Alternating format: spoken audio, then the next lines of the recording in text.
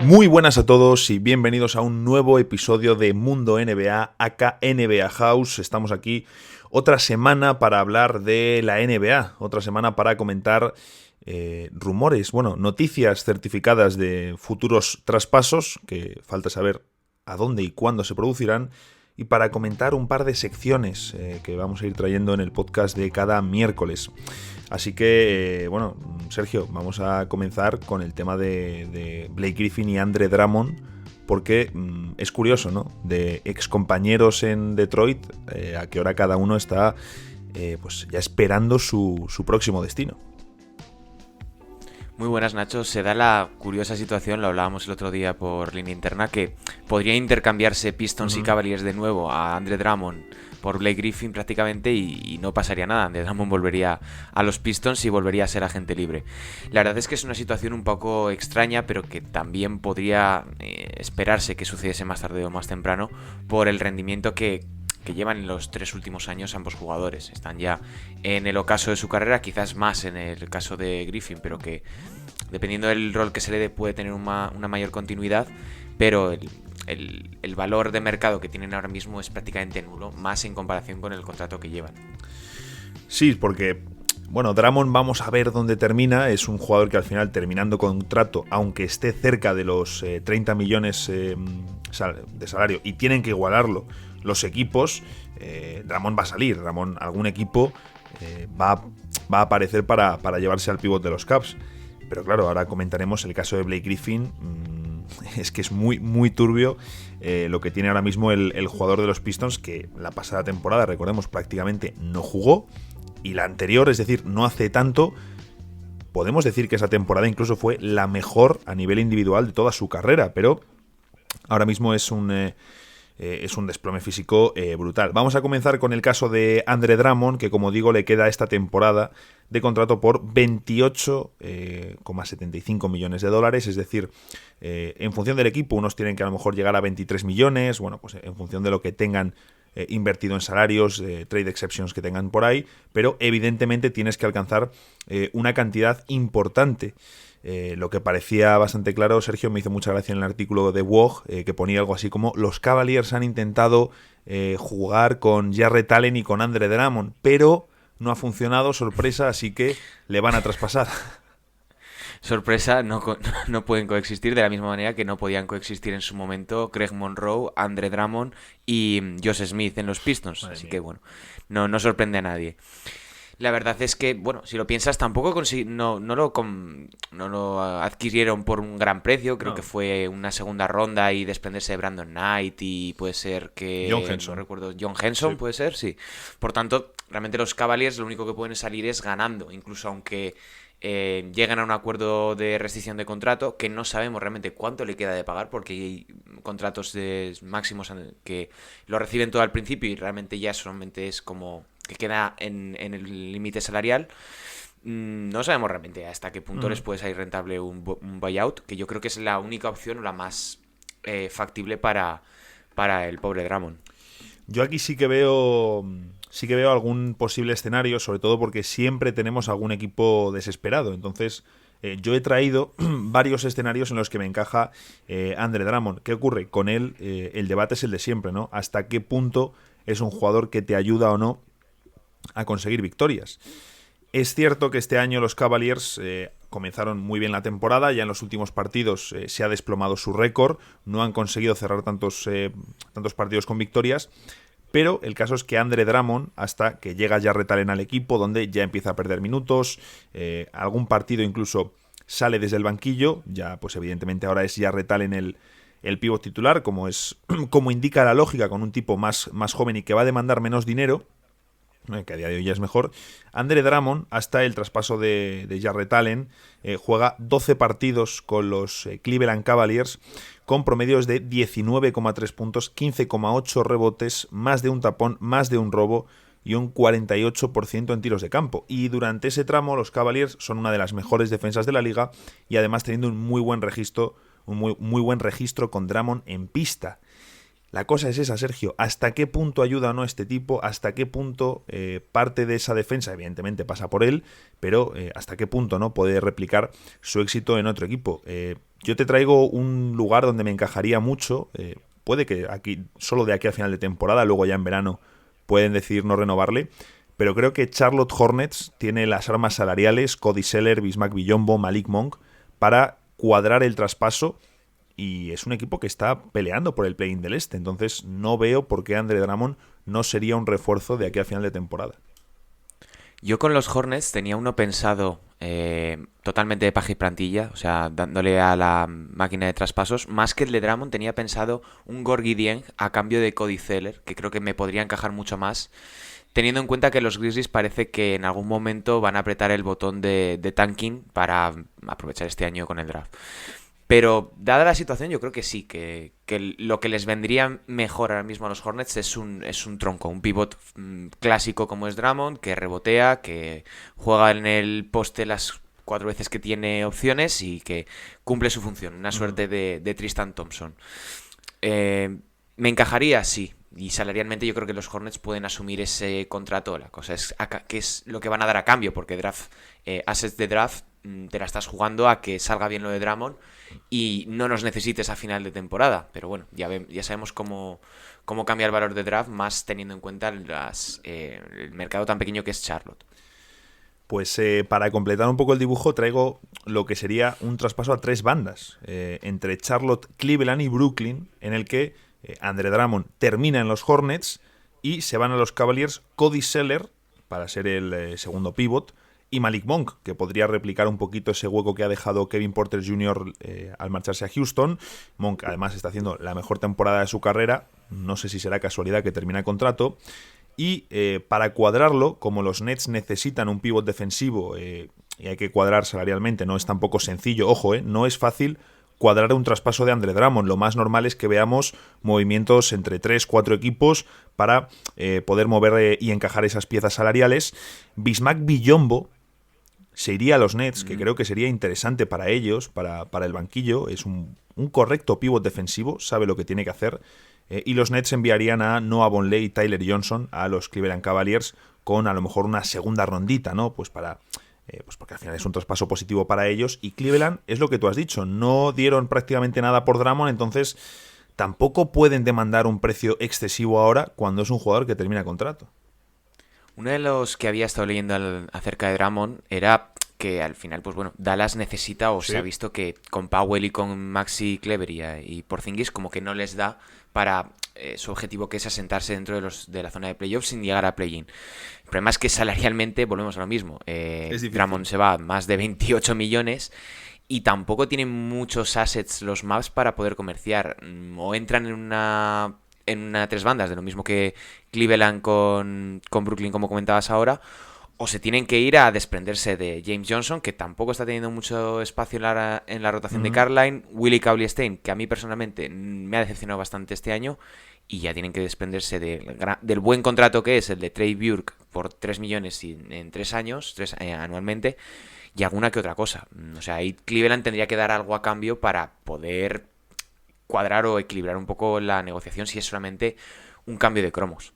Traigo ahí una alternativa con lo de Dallas, porque yo vi lo mismo, ¿no? Que estaban planteándose los Mavericks mover a Porzingis a lo mejor a un puesto más de a la pívot tradicional, está teniendo problemas en defensa, no se le ve con la movilidad de otros años. También ha subido algún clip Enrique García a Twitter sobre el tema. Y bueno, pues están ahí esos rumores, ¿no? Entonces yo creo que sería interesante incluso para Dallas contemplar desprenderse de Dwight Powell, porque es un tipo que antes de la lesión era uno de los mejores socios de Luka y a nivel atlético encajaba muy bien con Porzingis, pero que después de la lesión hay un retroceso muy claro en este jugador y tiene contrato por varias temporadas más por encima de los 11 millones de dólares. Entonces, al final ellos también hacen el movimiento de Seth Curry, traspasándole por Josh Richardson, pensando en liberar dinero, en tener espacio salarial para próximas agencias libres. Oye, pues vas a tener ahí un Dwight Powell que puede ser una losa salarial, así que podrían dar a James Johnson, que como dices no está teniendo demasiados minutos, algo que me sorprende porque en defensa no están yendo demasiado bien los Mavs y creo que ahí les podría ayudar. James Johnson y Dwight Powell a los Cavaliers por Andre Drummond, y ahí sí los Cavaliers te van a pedir, yo creo que mínimo un par de segundas rondas por comerte el contrato de Powell, que a día de hoy es un contrato feuchillo. Y Drummond, hombre, joder, si los Mavericks se hacen con Drummond por este precio, estarías cerrando Porzingis, Drummond, Powell, Cleaver, que muy mal lo tendría que hacer Drummond para no mejorar lo que están haciendo a día de hoy. Te lo compro, vamos. Yo creo que sería el mejor escenario tanto para Drummond como para los Mavs, no ya sé para Cleveland, porque sería meter otro interior cuando tienes a Jarrett Allen, pero bueno, te estás cubriendo en caso de que no quiera renovar contigo en verano. Ya solamente por cerrar lo de Drummond, más allá de que yo creo que va a acabar en un buyout, una opción sencilla y que podría darse así de última hora, podríamos estar hablando de un intercambio tal cual entre Otto Porter Jr. de los Bulls, que no está teniendo mucha continuidad, pues bueno, porque al final lleva arrastrando muchos problemas de lesiones, es un nuevo entrenador y es una temporada muy complicada, que a nivel salarial cuadra. Ahí ya hablaríamos de si van a intercambiar por picks, si les interesa algo a los Bulls o a los Cavaliers de lo que ya tienen a cambio, yo qué sé, de lo que puedan conseguir de jugadores menores, que vea uno u otro equipo algo que nosotros no podemos ver. Y ahí podría estar un poco, yo creo que esa opción quizás de última hora si no se consigue sacarle un destino más favorable para los Cavs. Tengo un par más de escenarios, a ver qué te parecen. Sobre todo uno, claro, es que ayer estuve jugando con el Trade Machine. Se ha hablado mucho de Toronto Raptors como posible destino para Andre Drummond, algo que yo creo que sorprende, sobre todo porque también hay unas declaraciones de Masai Ujiri hace un par de años, que hubo rumores de traspaso entre Valanciunas, cuando estaban los Raptors todavía, y Drummond en los Pistons. Y Ujiri le dice en un vídeo a Valanciunas, no te preocupes que tú eres mejor que Drummond. Y la verdad que, oye, a mí me sorprendería bastante que pagasen un precio alto para irse a por el pivot. El caso es que tengo dos. Uno que creo que es más realista, con Cleveland, Toronto y Detroit Pistons para completar el movimiento. Los Pistons simplemente se llevarían a un jugador, pues o como Terence Davis o similar, para poder encajar salarialmente el movimiento, mientras que Toronto recibiría a Andre Drummond, conservando a Lowry, conservando a Van Vliet, a Siakam, a Anunoby, que sería la clave del movimiento, y ellos entregarían a Aaron Baines, que podría ser el sustituto de Allen, el reemplazo, bueno, el suplente de Allen en Cleveland, y bueno, pues piezas para cuadrar el movimiento, donde destacaría Norman Powell, que llegaría a los Cavaliers para, oye, yo creo que darle un impulso al juego exterior. Este es un traspaso más lógico, ahora te traigo uno que es el más locura, porque ha habido rumores también en Toronto acerca de un posible traspaso de Kyle Lowry. Al final, pues, oye, termina contrato, si quieren reconstruir o quieren pensar en el medio plazo, quizá les interesa moverle. Y planteo que Andre Drummond y Facundo Campazzo salen traspasados a Toronto Raptors. Kyle Lowry llega a los Denver Nuggets. También tendrían que enviar a lo mejor los Nuggets una primera rondita o algo así a los Raptors, aunque sea protegida. Y a Cleveland, Gary Harris, Vlatko Cancar y Bol Bol. No sé qué opinas, Sergio, de esta última locura que he hecho. La verdad es que la opción de Lowry acabando en Denver es la que más me cuadra. Lo único ya es eso, lo que planteas. Hay muchos escenarios. Si entras a tres bandas, pues realmente te puedes pegar toda una vida buscando alternativas. Pero no me desagrada, pero creo que es que lo mejor que le podría pasar ahora mismo a Lowry, no lo mejor, quiero decir, el mejor escenario sería acabar en Denver porque encaja bien en ese sistema de coexistencia con Jokic. Hemos visto que funcionaba muy bien con interiores que juegan mucho sobre el bloque directo, que encuentran muchas opciones de pase, como el año pasado con Ibaka o con en menor grado con Gasol. Pero y además le vendría bien a Jamal Murray tener a alguien que le descargase realmente de la creación ofensiva cuando no está Jokic en pista, porque Gary Harris pues ya no es, o ya no parece ser el jugador que apuntaba hace 2 o 3 años. Monte Morris es un jugador muy correcto y Facundo Campazzo, pues bueno, ya sabemos el rol que tiene ahora mismo en Denver. No me desagrada, pero yo es que sigo diciendo lo mismo. Yo creo que Drummond va a acabar cortado, va a acabar en un buyout y en el momento en el que acabe siendo agente libre tiene toda la pinta de que va a acabar en Brooklyn Nets. Hombre, si me cortasen y yo soy un pivot, también me iría a Brooklyn Nets, porque además es que sabría que iba a jugar, ¿no? Entonces sería lo más obvio. Ahora, si Cleveland se ha traído a Jarrett Allen a un precio barato, un precio muy bajo, también trajeron a Drummond por una bolsa de pipas y luego cortan a Drummond para que se vaya a los Nets, me parecería estar reforzando directamente, no a un rival, no a competencia, porque los Nets no son competencia de los Cavaliers, mejor dicho al revés, Pero no sé, sería como un poco decir, joder, saca aunque sea una segunda ronda y envíalo al oeste, aunque sea para joder a Brooklyn, no sé, haz otra cosa. Bueno, ahí ya entramos en el escenario de cómo funcionan los Sí. despachos dentro de la NBA y cómo de bien se llevan las franquicias, que ya sabemos que hay franquicias que no negocian entre ellas porque se llevan mal los general managers. Sí, y a lo mejor pues por ahí Brooklyn favoreció a Cavaliers en la llegada de Allen y ahí a lo mejor se dejaron ya un recadito de oye, luego a lo mejor si Drummond quiere venir, pues podéis facilitar su salida, que no nos vendría mal.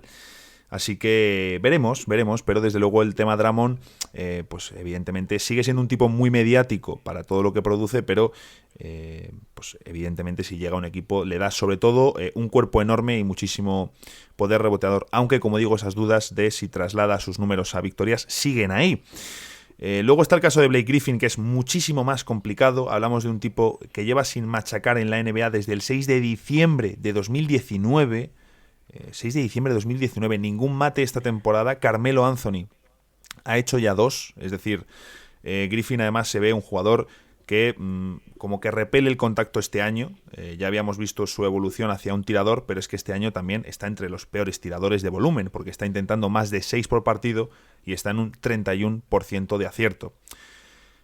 Esta situación sí que es complicada, Sergio, porque hay algún equipo que puede cuadrar, que puede tener sentido salarialmente. Pero es que aquí, ahora mismo, el buyout es una locura y el traspaso también. Bueno, salarialmente es que siempre tenemos a los Celtics porque tienen esa trade excepción que es monstruosa, que al final igual solamente pueden utilizar como unos 20 o 21 millones, depende mucho de cómo se haya estipulado. Pero es que es muy complicado, es que además no es eso, o sea, es que el equipo al donde hipotéticamente recaiga Blake Griffin tiene que venir de la mano de que Griffin va a rechazar su opción de jugador, que recordemos que es aún más alta que su opción actual que su contrato actual. O sea, es decir, ahora mismo está en 36 millones y medio y el año que viene, si acepta la opción de jugador, son 38 millones. Es decir, prácticamente estaría cobrando lo mismo que Russell Westbrook en otro gran contrato que ya sabemos cómo va. O John Wall, que está en 41. Por tanto, aún más complicado de moverlo. Yo creo que Boston quizás estaría en esa situación, más después de las últimas informaciones o las últimas declaraciones más bien que habían salido de que los Jays no terminaban de cuajar con Kemba tras su regreso, que bueno, que Walker tampoco está al mejor nivel posible. Y el otro día lo ponía en Twitter, yo creo que la opción más locura dentro de una operación por Griffin sería Kemba Walker a cambio de Blake Griffin, Delon Wright, una primera ronda protegida de 2023 de los Pistons, top 8, pongamos, y una segunda ronda, por poner una, la de los Hornets. No sé cómo lo ves, quizás es un poco atarse la toalla a la cabeza, pero tampoco hay muchos más escenarios posibles si no entramos ya entre tres o cuatro bandas. Claro, el asunto es qué va a hacer Blake Griffin con esa opción de jugador, porque es que si la acepta y tiene 40 millones, es que te está condenando seas el equipo que seas. El asunto es, he leído por algún lado, oye, ¿puede hacerse un Gordon Hayward rechazar su opción de jugador? Hombre, Blake Griffin en Los Ángeles era uno de los jugadores más mediáticos de la liga, de los que más acuerdos de patrocinio tenía. También ese traspaso a Detroit acaba en parte con su faceta mediática, también con su relación con Kendall Jenner.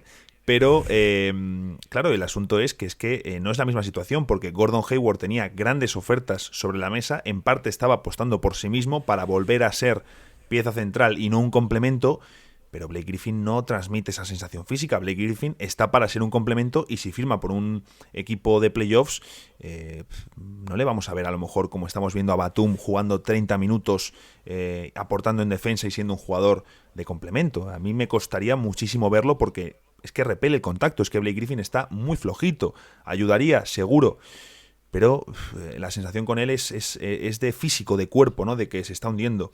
Yo creo que hay muy pocas opciones de traspasos limpios con Blake Griffin. Tú lo has dicho, es que si no nos tenemos que meter en traspasos grandes.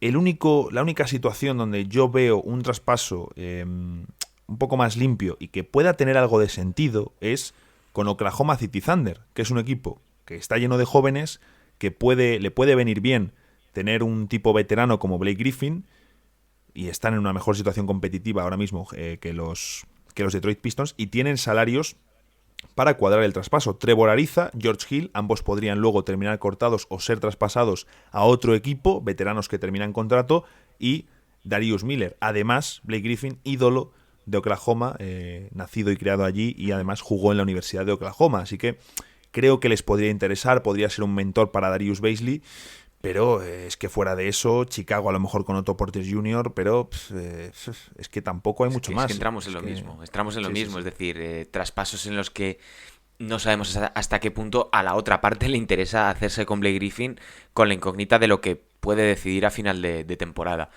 Es que es muy complicado, un buyout con ese salario es que es muy complicado, pero por buscarle un punto positivo a lo de Griffin, lo que he visto de Pistons este año, veo lo que dices de que repele un tanto el contacto, pero yo es que sigo viendo cosas en él que, del mismo modo que en Derrick Rose decías, bueno, hay opciones de que en cualquier contender pueda aportar.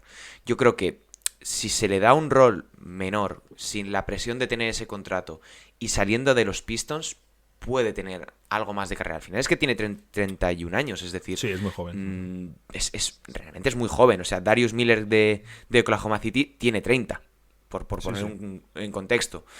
Yo creo que sí que sigue teniendo más potencial o opciones de aportar. Luego ya vemos cómo afecta la estructura de una franquicia al desarrollo de un jugador. No sabemos realmente cómo se ha llevado su lesión y si puede encontrar otro cauce. Recordemos cómo estaba la situación de Kawhi Leonard cuando sale de los Spurs, que parecía prácticamente que se iba a retirar, y en los Raptors se le da un encaje y se le rodea de un staff médico acorde a sus necesidades, y ya estamos viendo cómo rindió en los Raptors y cómo está rindiendo en los Clippers. Son cosas muy complicadas de saber. Realmente no conocemos todas las preguntas, no conocemos todas las cosas que han rodeado el caso de Griffin, pero el problema es que los Pistons debían haberse desprendido de él en el momento en el que los lleva a los Pistons a la primera ronda de 2019, cuando son barridos por los Bucks. Ahí es el problema, que no se desprenden de él y están pagando las consecuencias. Ahí estuvo a un nivel muy alto Blake Griffin. Recordemos que luego además no juega la serie completa, y ahí ya podemos decir que empieza, por así decirlo, el final de Blake Griffin en los Pistons. Sabíamos que no tenían ninguna opción de ganar. Él trata de jugar, de competir, viene de una temporada fantástica en la que está entre los mejores de la liga, y ya luego creo la pasada temporada. Sí, claro. Pero creo que es All NBA, o sea, cuidado. Esa temporada es que se me olvida rápido NBA, estas cosas. Sí. Esa temporada vimos a un Blake Griffin haciendo de base en los Pistons, haciendo de tirador, haciendo de todo, atacando el aro. La cosa es si Blake Griffin, pues si llega a otro equipo y puede meter los tiros, es un jugador muy inteligente, hace circular. Yo donde me llegan las dudas principalmente con él es en defensa, cuánto le puede durar el físico. Es que, claro, todas esas cosas no las vamos a saber hasta que llegue a otro equipo, está claro. Pero a mí, que soy ultra fan de Blake Griffin, la verdad que quiero pensar que está de vacaciones desde hace ya, pues desde los playoffs de 2019, porque si no, no hay otra explicación más allá que su declive físico. Así que veremos qué ocurre con Blake Griffin, porque la otra opción es el buyout, que le corten el contrato.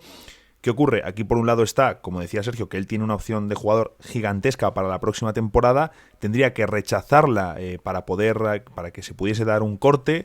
Bueno, es una movida importantísima esta, porque claro, no le puedes cortar teniendo esa opción de jugador, porque entonces los Pistons ya tendrían automáticamente esos 40 millones en su contra la próxima temporada, y los Pistons tampoco tienen espacio salarial.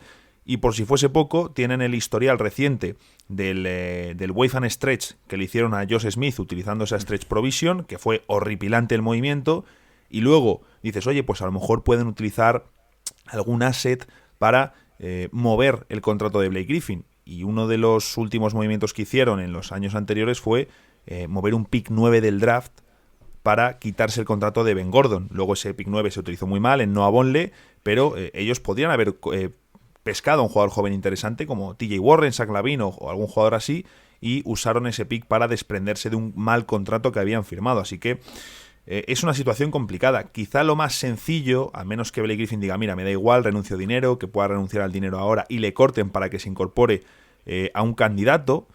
Evidentemente ya, pues ahí todo el mundo, yo ya he leído por Twitter comentarios de Blake Griffin a los Lakers, que la verdad que sería muy gracioso, Sergio, ver a Blake Griffin ganando un título con los Lakers como jugador de complemento, pues a lo mejor ganando a los Clippers en unas finales de conferencia, que además los Clippers, digamos, entre comillas, se lo cargaron, es decir, a él le renuevan y a los 2 meses le dan la patada en dirección de Detroit, algo que él no se esperaba, y en su día además tuvo algo de beef con Steve Ballmer porque no le dio la mano en el primer partido que jugaba de vuelta en el Staples, no le saludó. Bueno, que tiene ahí cierta historia con Steve Ballmer. De todos modos, yo creo, Sergio, y con esto podemos cerrar la parte de los traspasos, creo que lo más lógico, salvo que Blake Griffin diga, mira, me da igual, renuncia a todo el dinero, quiero salir de aquí, ya, lo más lógico, entiendo yo, es un buyout cuando termine la temporada y cuando le quede solo un año de contrato, o que él mismo rechace esa opción de jugador, pero ya cuando llegue la off-season. Sí, yo es que creo que al final tampoco les quedan muchas opciones a los pobres Pistons y a Blake Griffin, porque el salario es el que es, lo llevamos diciendo durante todo este podcast, es muy complicado poder moverle si no hay un segundo movimiento después de rechazar la opción de jugador, y simplemente por poner un último escenario encima de la mesa. Tengo aquí delante lo mismo, buscando a ver si hay opciones de traspasarle a los Timberwolves a cambio de Ricky Rubio, Malik Beasley, que no lo hemos comentado, bueno, lo comentamos la semana pasada, pero al fin y al cabo los problemas extradeportivos pueden afectar de un modo u otro. Está en un punto muy alto de rendimiento, y quizás los Timberwolves podrían sacar a cambio una primera ronda protegida o sin proteger, dependiendo de lo que la estima que le tengan al bueno de Beasley, alguna segunda ronda a cambio de comerse el contrato de Blake Griffin, que es algo que, viendo cómo es Gerson Rosas, podríamos intuir que podría ir por ese camino, simplemente por poner otro escenario encima de la mesa, que no sé realmente hasta qué punto es factible o no. Aquí tiramos ideas por si pues nos escucha algún scout, algún ejecutivo de la NBA o alguien que tenga ahí conexiones, pues le puede decir, oye, mira, escucha este podcast que en el minuto tal han tirado unas cuantas ideas interesantes. Y vamos a cerrar el episodio con un par de seccioncillas que vamos a meter al final. Una en el que vamos a comentar pues alguna noticia que haya quedado un poco tapada, que creamos que merece la pena comentar, y con pues lo mejor y lo peor, con un par de apuntes que traigamos cada uno, en clave positiva y negativa, que pueden ser tanto una estadística, una jugada, un detalle, lo que sea. Y las noticias que traemos en esta ocasión son dos. La primera es la firma de Andre Robertson por los Brooklyn Nets. Han cortado a Norvel Pell, han firmado a Andre Robertson, teniendo ya a Iman Shumpert, que todavía no ha debutado. A mí estas dos firmas me gustan, Sergio, porque encajan en las necesidades que tienen, pero claro, son dos jugadores que tenemos dudas con lo que pueden aportar. Yo creo que Iman Shumpert, ver cómo está después de unos años en los que ha pasado por varios equipos sin pena ni gloria, y un Andre Robertson al que apenas vimos jugar muy poquito en Disney después de estar prácticamente 2 años fuera por muchísimas lesiones. Ahora, todo hay que decirlo, Andre Robertson es amigo de Kevin Durant, estuvo muchos años en Oklahoma con él, y como digo, los dos por perfil encajan. No sé qué te parece, y sobre todo también que Brooklyn todavía necesita más. Necesitarán un especialista en el 4-5 para acompañar a Durant por dentro en la defensa. Bueno, yo creo que lo que están haciendo es ir probando un poco qué es lo que les encaja, qué es el tipo de jugador que les puede venir bien, no solamente para jugar, sino ya de cara a lo que decías, internamente.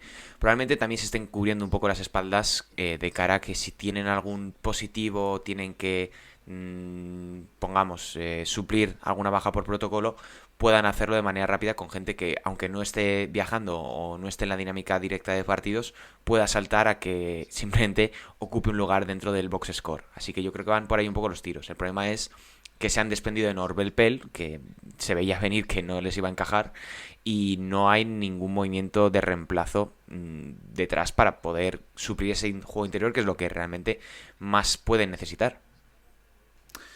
Sí, porque ficharon a Noah Vonleh, pero tampoco parece que este jugador pueda traer lo que necesitan, y realmente lo que precisan estos Nets es un especialista de peso. A mí me sigue sorprendiendo que Rondae Hollis Jefferson siga sin equipo, sobre todo teniendo en cuenta que su mejor baloncesto lo ofreció en Brooklyn Nets y que es un verdadero especialista en la materia defensiva. Veremos cómo evoluciona, pero ahí desde luego los Nets tienen dos jugadores que por perfil encajan muy bien en su perímetro. Y la otra noticia que traemos es la lesión de Cole Anthony, que lleva ya varios partidos de baja. Se ha confirmado una fractura en la costilla, una costilla fracturada, mejor dicho. Va a estar de baja hasta después del parón del All-Star, es decir, regresará en el mes de marzo. Y el caso, lo comentaba con Sergio antes de empezar, es que Orlando Magic, que empezó bien la temporada, que Nikola Vucevic está a un nivel altísimo, tiene lesionados. Evidentemente ahora fuera a Cole Anthony, al Farouk Aminu, que prácticamente no ha jugado desde que firmó por ellos en la offseason de 2019, James Ennis, Evan Fournier, Markelle Fultz, Aaron Gordon, que estaba haciendo de base, y Jonathan Isaac. Y menos mal que acaba de regresar Michael Carter Williams, porque no tenían ni un solo base en la plantilla. Es que es terrible la situación de los pobres Magic, porque realmente tampoco están tan mal. O sea, que encadenen una buena racha, se meten dentro de la zona de play-in. Sí, sí. Gracias a eso, pues están en 12ª posición a 1,5 partidos de distancia del décimo, que es la entrada del torneo este. El problema es ese, que tampoco tienen muchas opciones de poder reemplazar simplemente para poder jugar a baloncesto. Y eso es un problema. Y por muy bien que juegue Nikola Vucevic, tampoco puedes exigirles mucho. Lo mejor que les puede pasar ahora mismo es eso, que sigan cayendo en la clasificación, que se aseguren al menos la mayor cantidad de posibilidades para el draft y reconstruirse a la espera de que pueda volver Jonathan Isaac en las mejores condiciones posibles. Eso es, esperando los Magic están, que la verdad que llevan unos cuantos años que el proyecto ni termina de superar la primera ronda de playoffs, ni termina de encuadrarse de cara al futuro a medio plazo con jóvenes muy interesantes o con una, o mejor dicho, tampoco tienen un rostro, ¿no? Es decir, bueno, veremos hacia dónde va Orlando, pero temporada complicada para los seguidores del equipo que tenían esperanzas en el núcleo joven y que prácticamente pues están encontrando con minutos para jugadores que son medianías. Sí que me gusta Chuma Okeke, todo hay que decirlo, que tiene uno de los nombres más chulos de la NBA y que está teniendo sus minutos. Un jugador muy interesante que además se perdió toda su temporada rookie por lesión. Quizás es algo ya a mirarse de un problema de Orlando. Y comentadas estas dos noticias, vamos a pasar a nuestros apuntes de lo mejor y lo peor. Yo el primero que traigo es en clave negativa y es que estamos grabando esto a miércoles. Venimos de esta pasada madrugada de la derrota de Phoenix Suns ante Brooklyn Nets. Llegaron a ganar de 24 puntos, iban con una ventaja de 21 al descanso y los Nets han completado la mayor remontada de su historia en la NBA. Es cierto que James Harden hace una segunda parte fantástica, que todo el equipo enchufa muchísimo, pero aquí ocurre algo que no entiendo y que sigo sin entender en muchos casos, y es el cambio automático en todos los bloqueos. Lo entiendo con exteriores, lo entiendo con perimetrales, pero no lo entiendo cuando Brooklyn a lo mejor utiliza a James Harden para poner el bloqueo directamente al grande. Hemos visto situaciones en las que estaba Jeff Green con el balón defendido por Ayton, estaban en small ball los Nets, llega Harden defendido por Booker para poner el bloqueo y los Suns automáticamente cambian Booker con Jeff Green y Harden con DeAndre Ayton. Green le da la pelota a la barba y bueno, es que Ayton no puede contener a James Harden. Entonces, esto en el final del partido ha sido una losa terrible para los Suns, que no lo han parado, pero es que es algo que lleva ocurriendo toda la temporada. Entonces, creo que es un problema para Ayton, es un problema de planteamiento de Phoenix y es algo que yo sigo sin entender, esto de cambiar siempre por norma, que hay muchos equipos que lo tienen, Sergio, pero yo esto no lo entiendo. Y hay equipos como por ejemplo Memphis que no lo hace siempre con los grandes, que creo que es lo suyo y lo lógico, pero yo la verdad que con esto todavía no me entero. A mí es que me gusta mucho el cambio automático en los finales, bueno, en finales y en general, porque creo que neutraliza muy bien cualquier tipo de ventaja. El problema es eso, que al final se te queda en esa rotación Ayton con Harden. Pero bueno, yo no lo veo del todo negativo, porque imagínate que, como ha sucedido, que penetra en la mayor parte del final, entra a canasta, pero de ese modo tienes opciones para colapsar, tratar de frenarlo de alguna manera y minimizar esa pequeña desventaja. Pero bueno, el problema es cuando ya te juega por fuera, que es lo que realmente va a suceder con Harden. No me parece del todo negativo, entiendo el punto de que se genera ahí un mismatch, pero también tienes opciones de contrarrestarlo de otra forma, colapsando la pintura o bien haciendo ayudas largas. Sí, se puede hacer, lo que pasa que luego no lo hacemos, entonces se queda simplemente claro. en el cambio de Ayton, entra Harden y se encuentra una pintura vacía o sale Bridges tarde a una ayuda. Los Suns tienen buenos defensores, pero fuera de Ayton, y te diría a lo mejor Saric, no hay grandes jugadores de tamaño, entonces si no se compensa por otro lado, por ahí hay un agujero, y anoche pues la verdad que eso no costó como tal solo eso la victoria, fueron varios factores, pero la verdad que era algo sangrante en los últimos minutos. Tú traes algo, esto es algo a reseñar, y algo positivo de Minnesota Timberwolves. Sí, porque desde que volvió Karl Anthony Towns a la rotación y desgraciadamente desde que salió D'Angelo Russell, porque creo que se ha tenido que operar, no sé realmente Sí. de qué había sido. O sea, Le han hecho una pero artroscopia en la rodilla, 4 o 6 bueno, semanas eso de es baja. un mes, sí, un mes de baja. Sí. Pues los Wolves no están yendo tan mal, es decir, no están ganando partidos, van 1-4 los últimos 5, pero las sensaciones son positivas y es reseñable, francamente. O sea, es una cosa de que hay que ponerse a ver a los Wolves. Esta última madrugada contra los Lakers no lo han hecho nada mal, les han puesto en cierto modo contra las cuerdas. Marc Gasol cierra el partido con un triple, lo cual también deja entrever un poco cómo van los tiros en Minnesota para que te gane ahora mismo Gasol con un triple. Pero bueno, son en los últimos 5 son la decimoctava mejor defensa, el decimoctavo mejor ataque, y quiero decir, de ser el farolillo rojo de la liga, pues bueno, pequeños brotes verdes que en cierto modo, pues igual que los Pistons esta última semana, merecen su punto positivo. Sí, porque ese jugador de la semana de Saddiq Bey ha habido mucha gente que no lo ha entendido y era principalmente por el récord positivo de los Pistons, que hay que premiarlo. Yo mi punto positivo va hacia los San Antonio Spurs, que están haciendo una notable temporada de menos a más, compitiendo. De hecho, lo normal será que estén en el play-in. No van a tener un All-Star porque DeRozan yo creo que ha perdido ya mucho poder mediático y el juego está bastante repartido, pero creo que el seguidor de los Spurs está muy contento con lo que está viendo esta temporada, y además estamos viendo al equipo pues bueno, recuperar incluso sensaciones de años anteriores con circulaciones de balón muy buenas, y ahora mismo es en toda la temporada el equipo que más asistencias reparte por pérdida. Están en 2.27, la mejor marca de la liga, y además desde que empezó el año, en este 2021, pues es uno de los mejores equipos por récord, van 14-9. Es cierto que el ataque todavía tiene mucho margen de mejora, pero son la octava mejor defensa de la NBA en lo que llevamos de año. Así que punto positivo para los San Antonio Spurs, para DeJounte Murray, para Keldon Johnson, para muchos jugadores jovencitos que lo están haciendo muy bien, y en general para otra temporada competitiva de Greg Popovich y compañía. Y eso que DeJounte Murray está lanzando a canasta muy mal. O sea, recuerdo la última vez que lo miré, creo que está en 35% en tiros de campo. Pero lo que dices es que la defensa ahora mismo es de élite dentro de la actual NBA. Y pone un poco en valor esa reconstrucción express que realizaron en la burbuja, donde se vio realmente que habían cambiado mucho su filosofía de juego. Y aquí yo paso a mi punto negativo de la semana, y son los Hawks, porque en los últimos 5 llevan una victoria con 4 derrotas, suman ya 4 derrotas consecutivas. Sí que es cierto que las lesiones están pasando factura. Gallinari está entrando y saliendo, Bogdanovic sigue lesionado de la rodilla, y yo les veo que no están terminando de cumplir las expectativas, pero no ya en una cuestión de tienen más o menos efectivos, sino que realmente es que no son un equipo consistente. Ahora mismo, en los últimos 5 partidos, son la tercera peor defensa de toda la NBA. Es decir, están encajando 122 puntos, 6 por 100 posesiones, que les coloca, por poner un poco en contexto, a la altura de los Pelicans y los Cavaliers, que no han ganado un partido de los últimos 8. O sea, es decir, son ahora mismo uno de los peores equipos de toda la competición, y con un Trae Young que parece que no está consiguiendo llevar a Atlanta a ese siguiente nivel que se presuponía en la pasada offseason. Yo sobre Atlanta solo 2 apuntes. El primero te va a gustar, es sobre Rajon Rondo y su fantástica temporada regular, que además tú ya lo venías diciendo.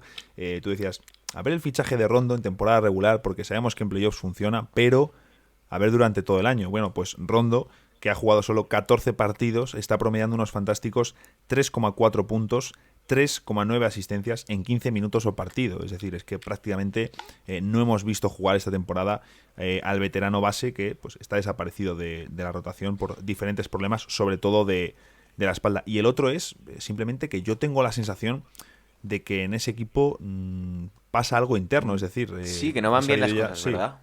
Sí, yo creo que pasa algo. John Collins seguramente está esperando su salida. Gallinari tampoco está jugando demasiados minutos. No sé, hay las sensaciones de que está pasando algo detrás de las cámaras que no vemos, y que necesitan algún traspaso para arreglar la situación, porque la verdad es que Atlanta comenzó bien la temporada, pero desde entonces han sido una verdadera montaña rusa. Sí, de hecho, hay que tener en cuenta que ayer Lloyd Pierce no atendió al partido por el nacimiento de su hijo, que al fin y al cabo, pues bueno, eso también te acaba distrayendo un poco del trabajo, que le suplió Nate McMillan, que no tenía constancia de que estaba en los Hawks de asistente. Pues yo me acabo de enterar, o sea que para que te hagas una idea. Pero sí, la verdad que Atlanta, bueno, salió que que quieren recibir, me hizo mucha gracia porque salió que quieren recibir un pick de lotería, o que esperan recibir un pick de lotería por John Collins. Bueno, y ponían en un tuit, claro, ponían en un tuit, quieren un pick de lotería para gastarlo en un jugador como John Collins, ¿no? Entonces, no deja de ser curioso, ¿no? Esa pescadilla, ¿no? Que se muerde la cola, sacar a un jugador del talento de John Collins para tener un pick con el que pueda seleccionar a un tipo como John Collins, bueno, hacerle hueco a Gallinari, hacerle hueco a varios jugadores. Se veía ahí una rotación profunda. El caso, Atlanta no está bien. En general no está siendo una temporada sencilla ni para Trae Young ni para Luka Doncic. Evidentemente, los Hawks están en el este y deberían estar muchísimo mejor, pero eran dos equipos pues que deberían estar o que esperaban estar mejor de lo que están a estas alturas. Y con esto, hemos rematado este par de secciones. Nos podéis decir qué os parecen, porque al final lo hacemos para mejorar un poquito lo que es el podcast y bueno, pues que disfrutemos más de lo que estamos haciendo. Así que por nuestra parte, eso es todo. Simplemente deciros que nada, que nos escuchamos ya la próxima semana. Adiós.